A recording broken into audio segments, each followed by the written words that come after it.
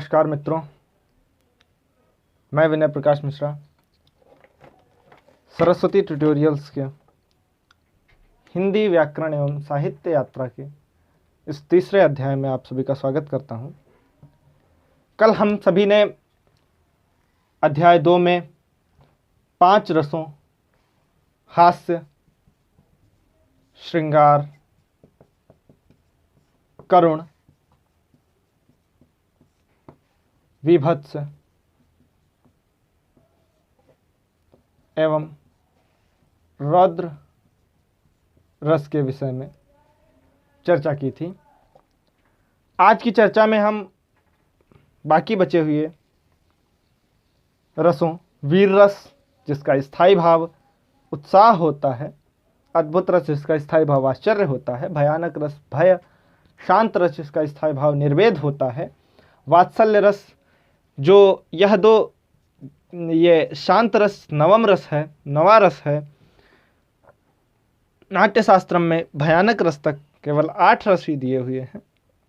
नवा रस बाद में नवरस के रूप में जोड़ा गया, जिसे शांत रस माना जाता है, शांत रस कहा जाता है, जिसका स्थायी भाव निर्वेद होता है।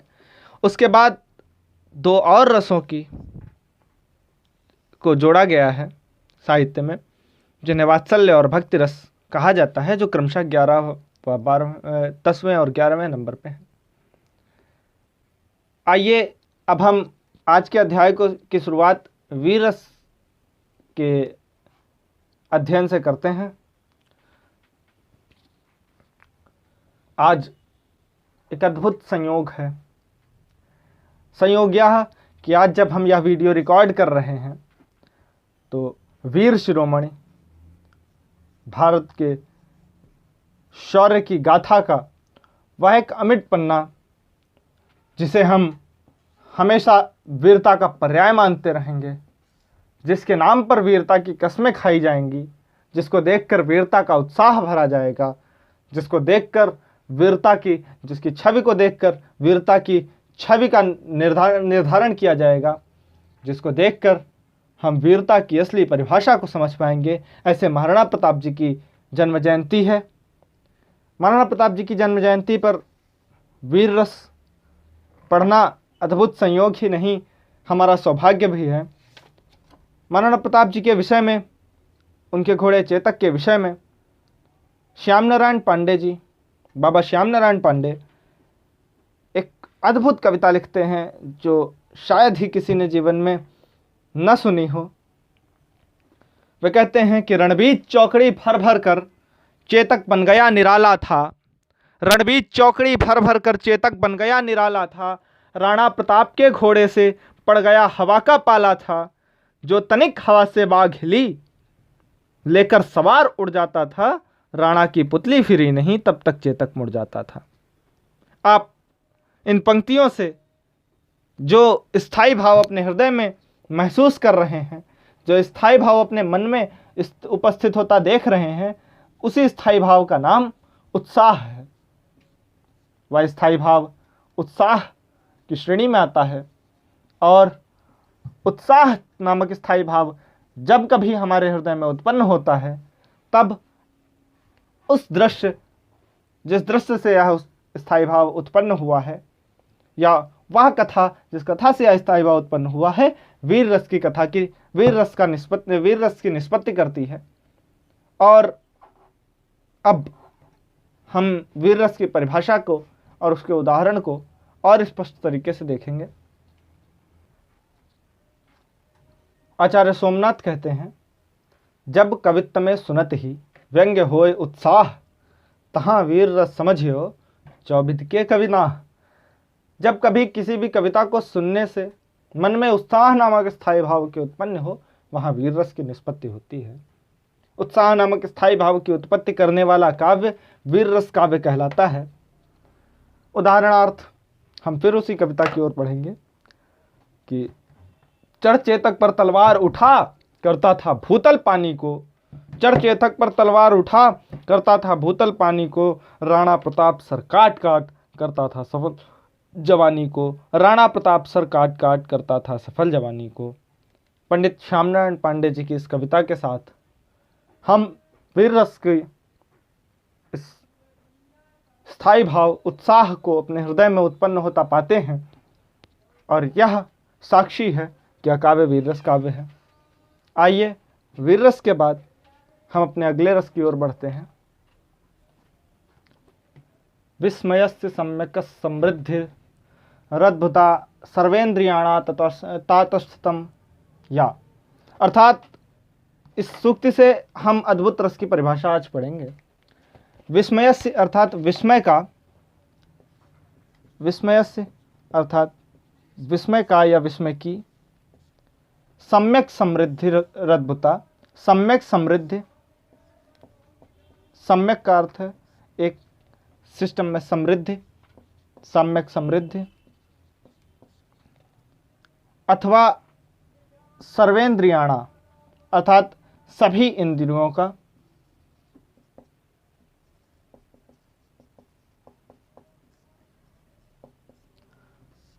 तातस्थतम, या अर्थात तटस्थ हो जाना।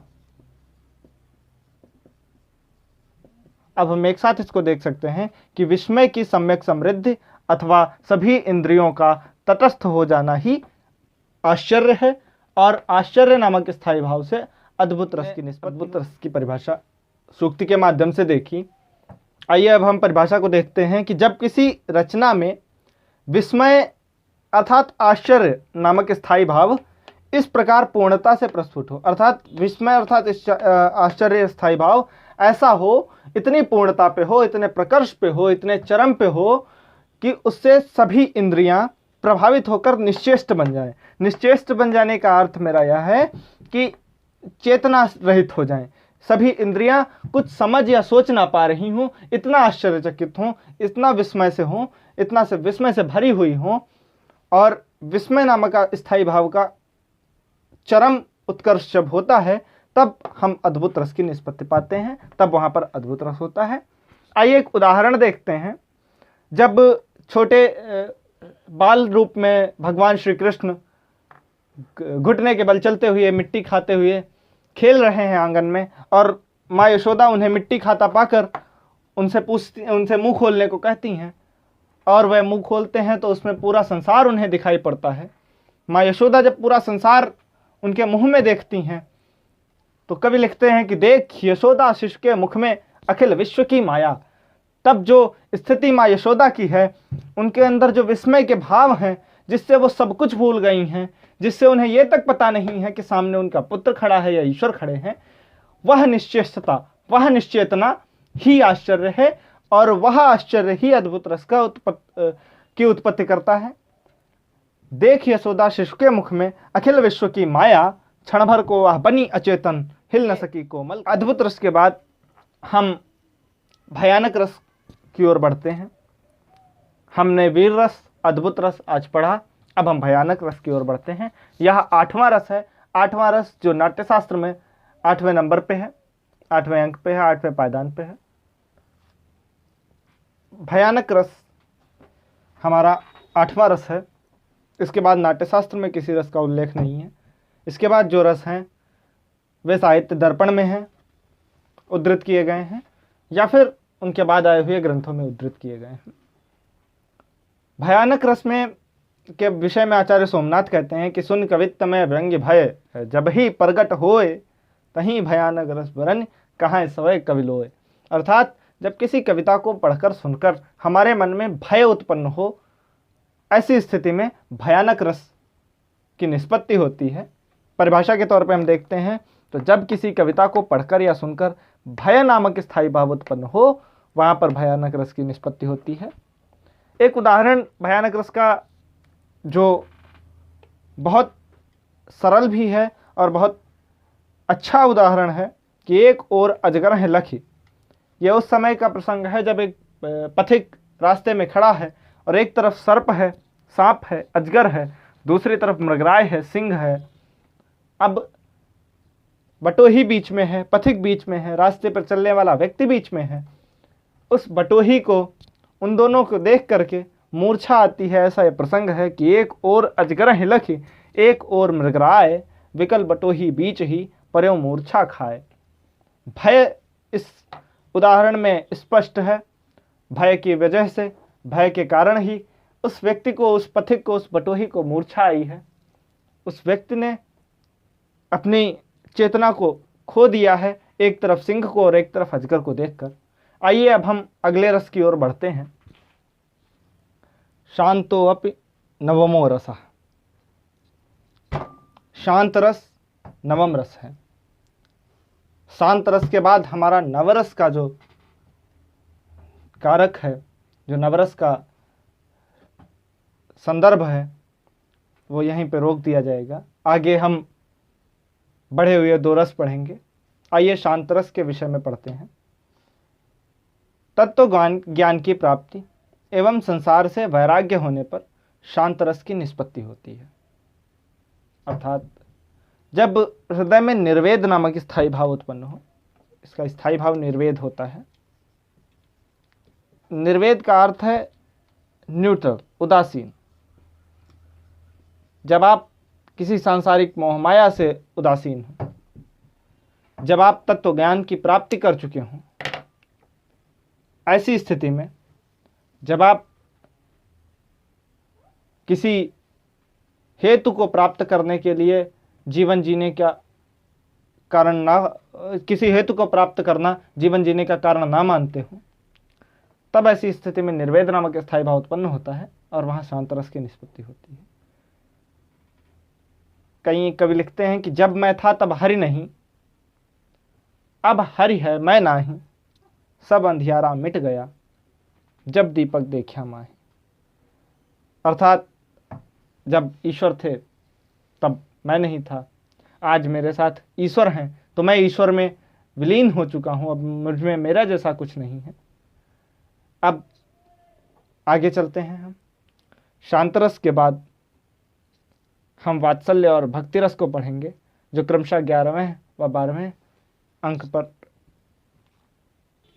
शांत रस का एक बहुत बड़ा उदाहरण हमारे भारत ने, हमारी संस्कृति ने, हमारी सभ्यता ने दिया है, जिन्हें हम बुद्ध के रूप में जानते हैं।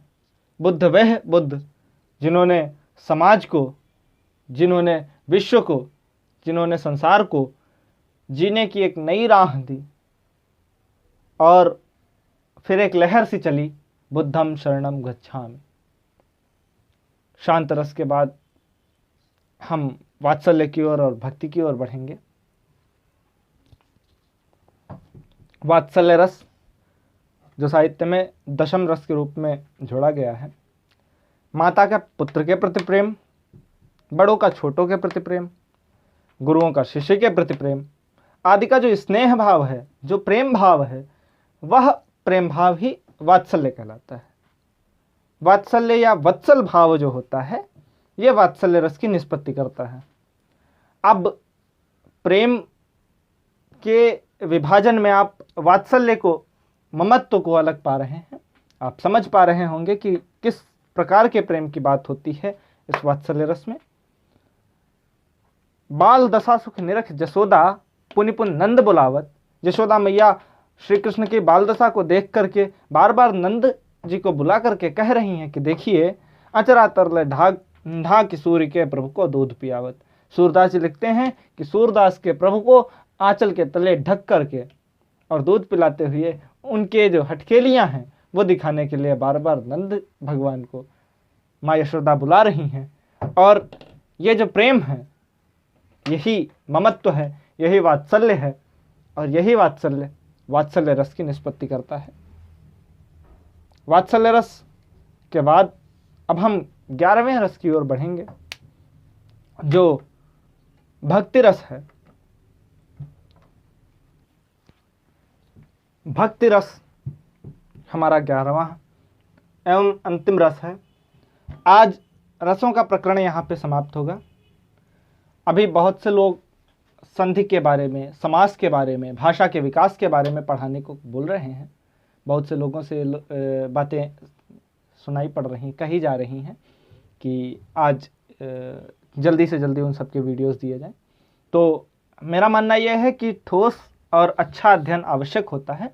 आप दिन में थोड़ा समय इसको दीजिए और धीरे धीरे सारे टॉपिक्स आपके क्लियर होंगे। भक्ति रस, इसका स्थायी भाव देव रति होता है। इस रस में ईश्वर से अनुराग का वर्णन होता है, ईश्वर से प्रेम का वर्णन होता है, ईश प्रेम का वर्णन होता है। आपको संभवतः यह कथा पता होगी। एक बार कुछ ऋषि महर्षि जंगल में जा रहे थे और वहाँ पर एक डाकू उनको रोकता है और उनसे कहता है कि अपना सारा धन मुझे दे दो।